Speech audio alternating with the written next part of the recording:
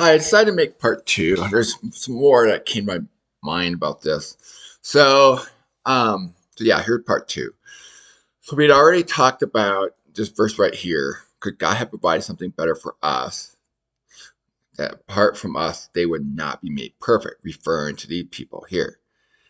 And when we factor in Hebrews 9:27, and just as destined for people to die once after judgment, um, so these people obviously they're not floating around. Okay, we go to the next verse.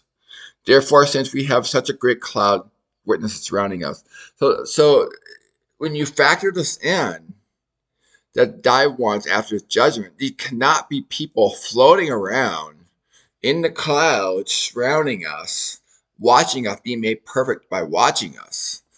Okay, and that's the problem with this idea that these are people that passed away physically and alive in spirit floating around. It doesn't work when you think this through. So again, it can't be made perfect. And again, actually, there's another passage here. 1 Corinthians 3:15.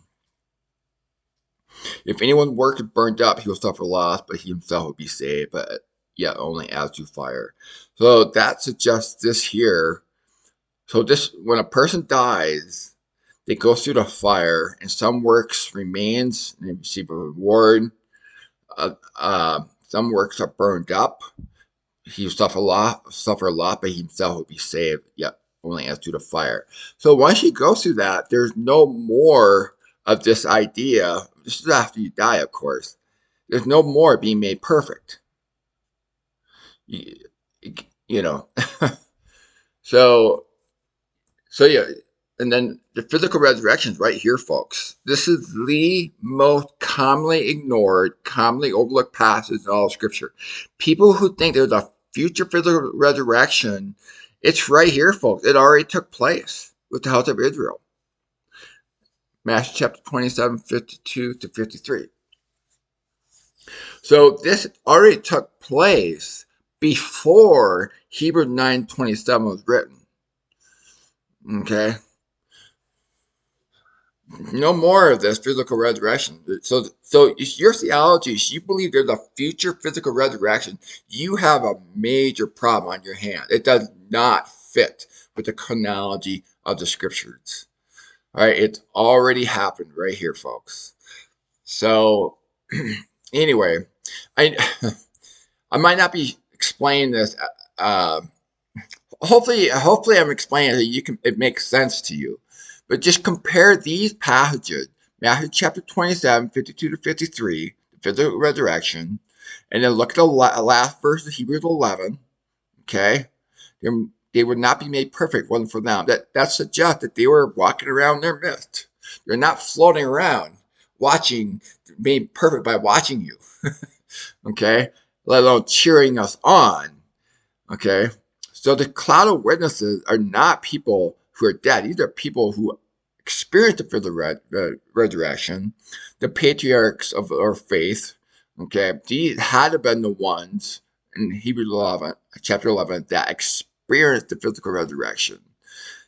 And then again, you look at this here, work being burned up to fire. So I believe that is a judgment right there.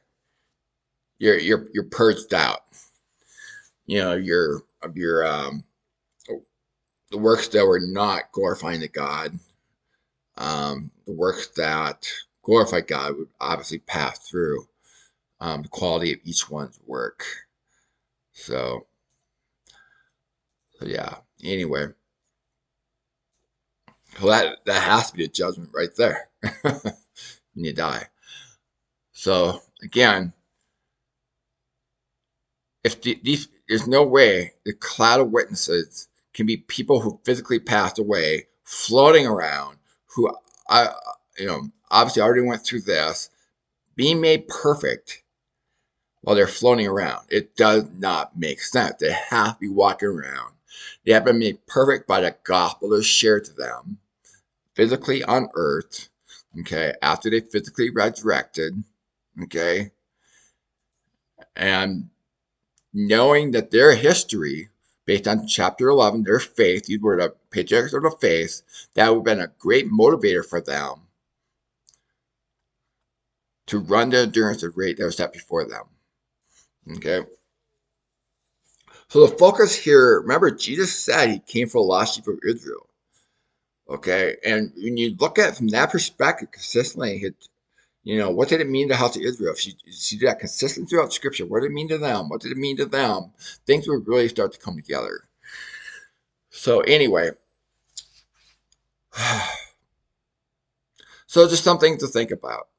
Paying attention to the chronology and piecing these together. So again, the passages are Matthew chapter 27, 52 to 53, Hebrews chapter 11, particularly the last verse, Hebrews chapter 12, talk about the cloud of witnesses.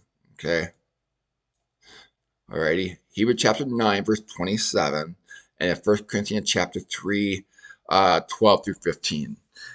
Think through these passages, and it'll make sense to you that there's no way on God's deep planet Earth that the cloud of witnesses were people floating around, physically deceived people who are born again, floating around, being made perfect just by watching you, cheering us on, Alrighty. Thank you for watching and have a great day.